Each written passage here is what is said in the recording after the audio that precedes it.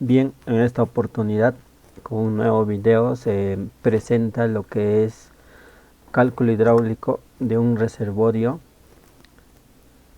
de características circulares, ¿no? Eh, Primeramente, a tener en cuenta los aspectos fundamentales para el diseño hidráulico de nuestro reservorio. Tenemos que considerar primero el periodo de diseño, ¿no? Según la norma del Ministerio de Vivienda, según tipo de infraestructura para reservorios nos establece 20 años.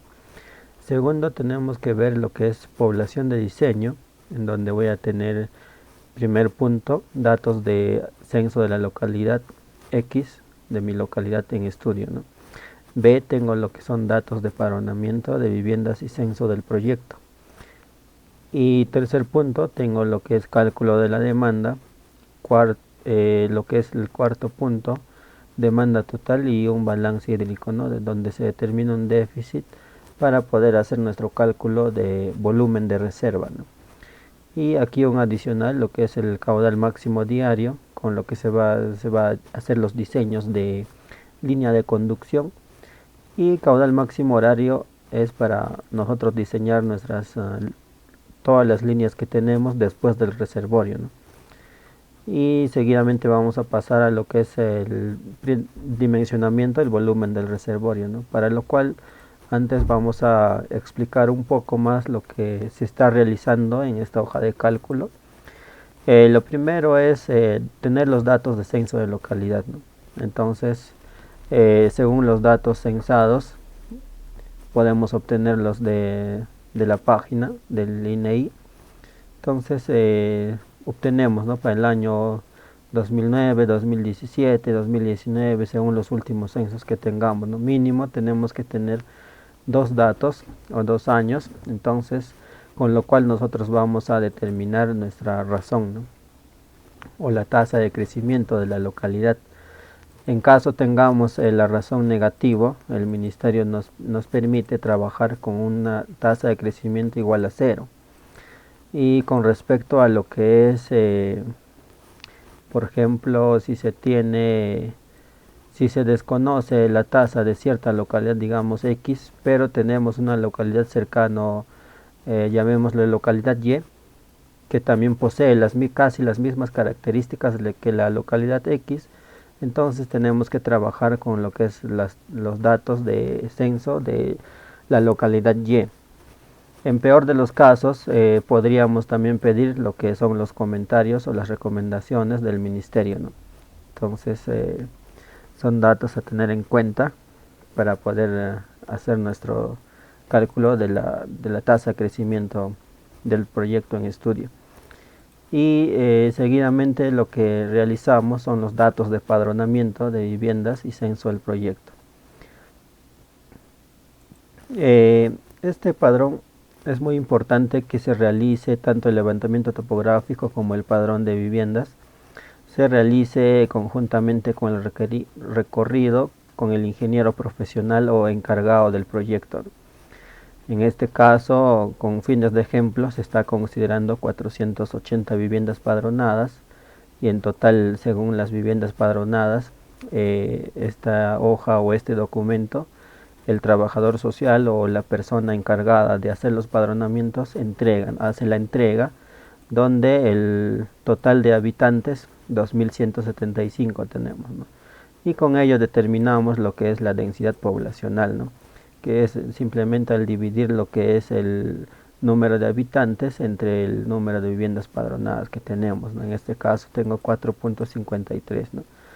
Y también estamos considerando lo que es número de instituciones educativas, número de alumnos en inicial, número de alumnos primaria, para secundaria estamos considerando 0, número de instituciones sociales como por ejemplo iglesia y local comunal, estamos considerando 2, número de establecimiento de salud tenemos 1, también se está considerando el periodo de diseño 20 años, ¿no? Entonces para cada 20 años se está calculando lo que es lo que va aumentando la población, ¿no?, según el año, y también se está considerando adicional un inicial, ¿no?, lo que es la cantidad de estudiantes en inicial, en primaria, y en secundaria obviamente tenemos 0.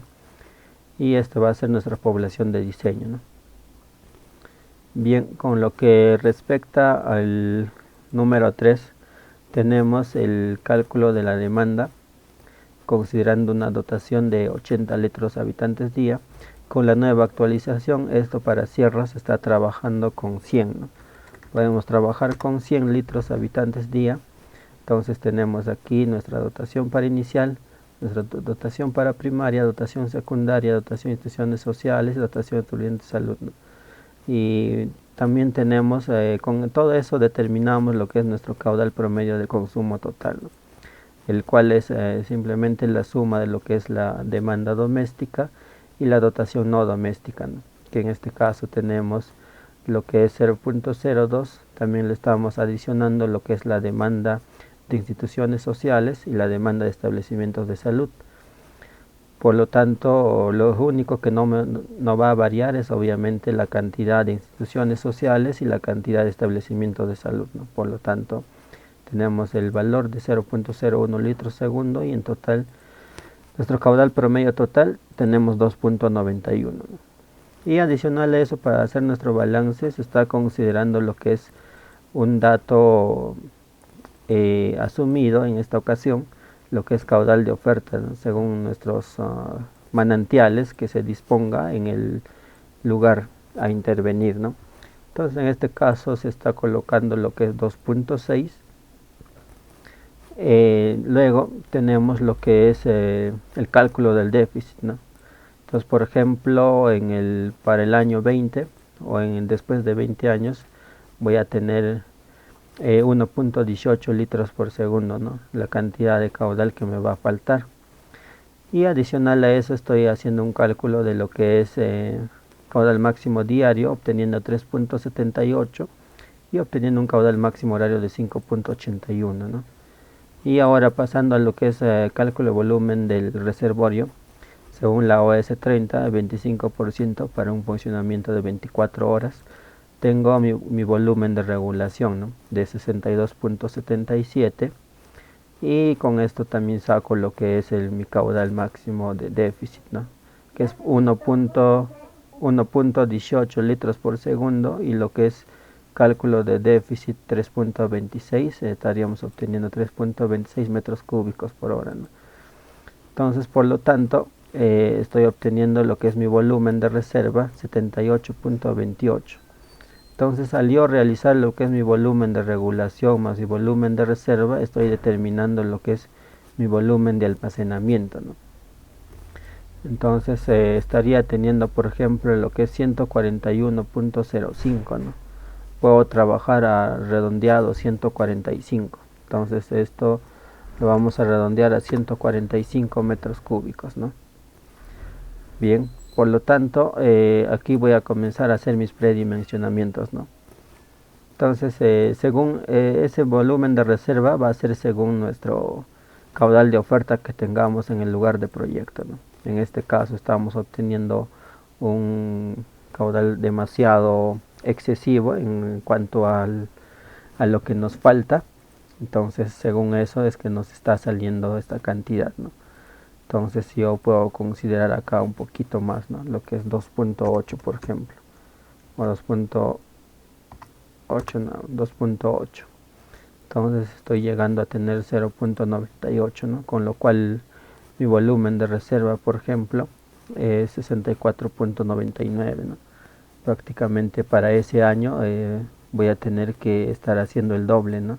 Entonces, viendo lo que es el proceso de la economía, también vamos a ir viendo, ¿no? Entonces esto, hay un punto en el que llega donde el caudal que disponemos no abastece lo suficiente a la población demandante, ¿no? Entonces hay que ver otros criterios, ¿no? Por ejemplo, se puede traer o buscar otras captaciones, o también podemos ver otras posibilidades, ¿no? Construir más reservorios de almacenamiento, por ejemplo.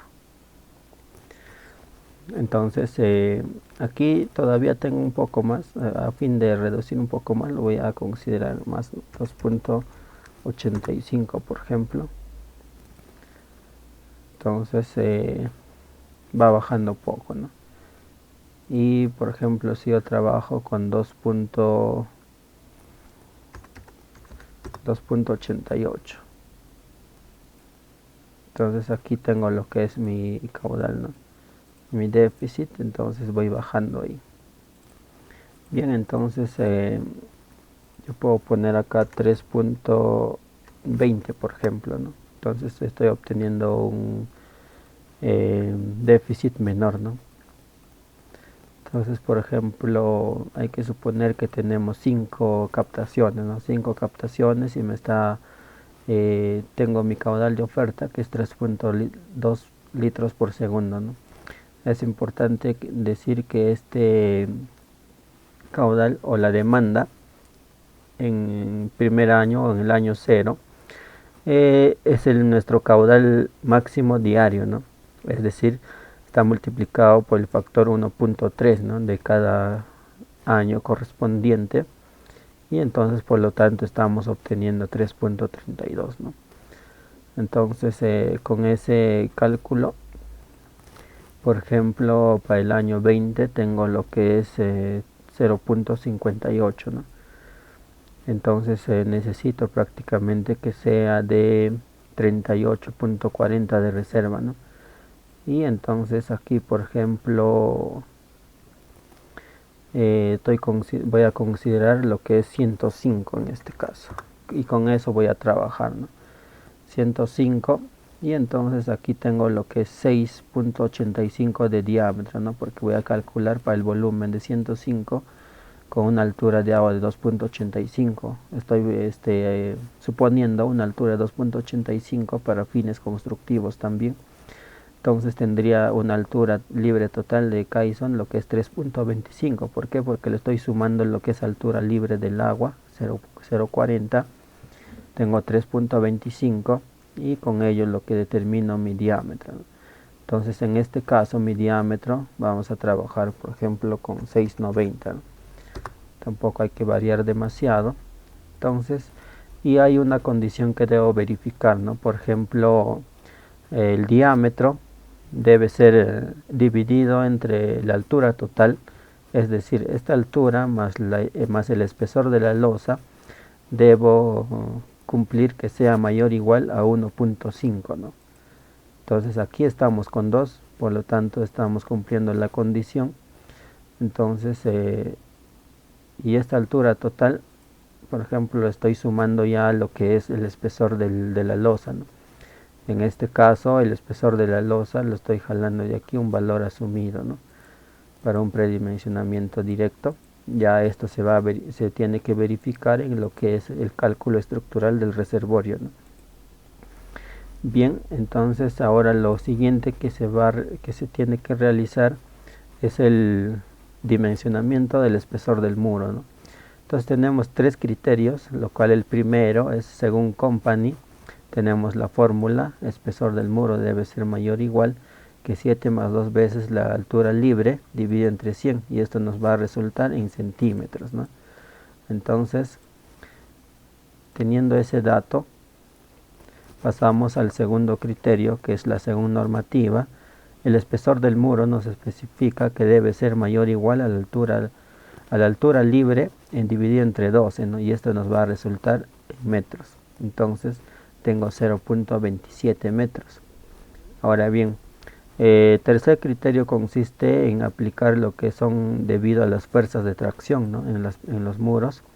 Entonces determinando esas fuerzas de tracción para una altura de por ejemplo en este caso de 1 metro, el DH que estamos analizando, estamos obteniendo un espesor del muro de 3.51, ¿no?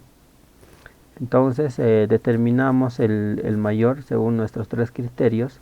Estamos obteniendo lo que es 0.27 y tenemos por tanto 0.30 metros.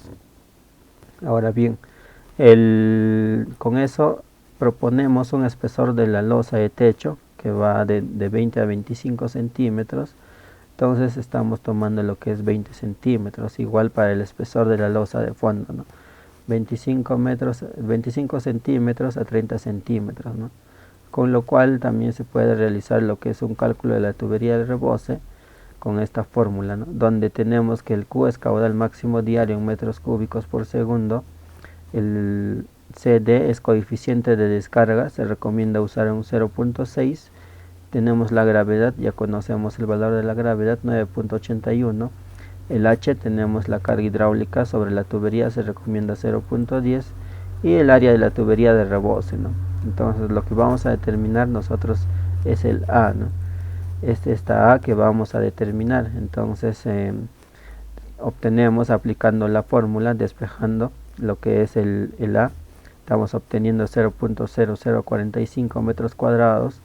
Entonces nuestro diámetro en metros va a ser 0.0757, ¿no? Por lo tanto, en pulgadas estamos obteniendo lo que es 2.9785, y trabajando con diámetro comercial nos quedamos con lo que es 3 pulgadas, ¿no?